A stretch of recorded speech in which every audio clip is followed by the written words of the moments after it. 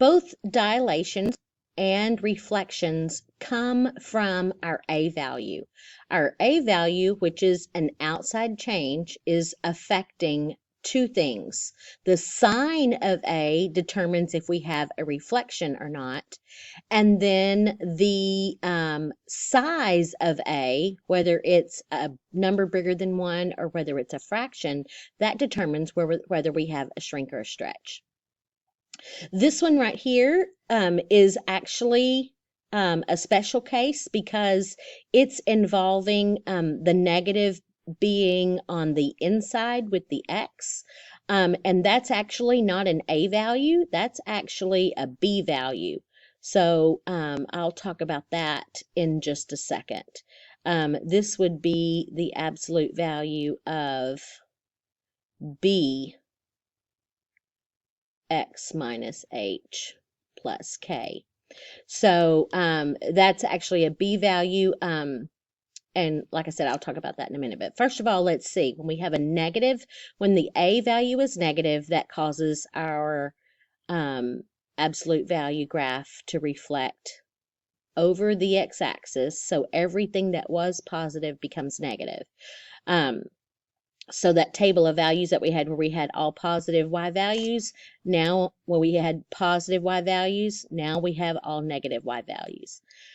So it just reflects it over the x-axis. Now that we have dealt with the sign, if it's positive, then there is no reflection. If A is negative, there is a reflection.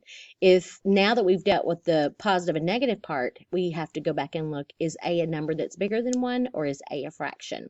So in this case, here's the example down here. A is a number that's bigger than 4. That means that each one of the y values on that table, so remember I told you might want to remember that that negative 1, 1, 0, 0, 1, 1. Remember that table? That means that each one of these y values are going to be 4 times bigger than they were. That's what that 4 is doing. So instead of being negative 1, 1, when we rewrite the new ones, it's going to be negative 1 times 4. Why? Because this one right here times 4 will give you the new point. 0, 0 is still there because 0 times 4 is still 0. And then this one's going to be now at 1, 4. So instead of going over 1, up 1 to get your new point, we're going to go over 1, up 4. So my graph just got, I like to say, taller. Now, what happens when the graph got taller? It also appears to be thinner or skinnier or less wide. That is not exactly what happened. It may be the result of what looks like happened, but what actually changed was my y values got taller. Since my y values are taller, my graph is said to have a vertical stretch. When it's a fraction, your y values are going to do the exact opposite. They're going to get shorter. So my y values were negative 1, 1, 0, 0, 1, 1. Well, now each one of these y values are going to be half as big. So it's at negative 1, 1 half, 0, 0, and 1, 1 half. So instead of going over 1, up 1, I'm only going to go over 1, up a half. Over 1, up a half. And then I'm going to go over 1 again. I'm going to go over another half. So now I'm finally able to see that it got shorter. So since it got shorter, it appears that it looks wider.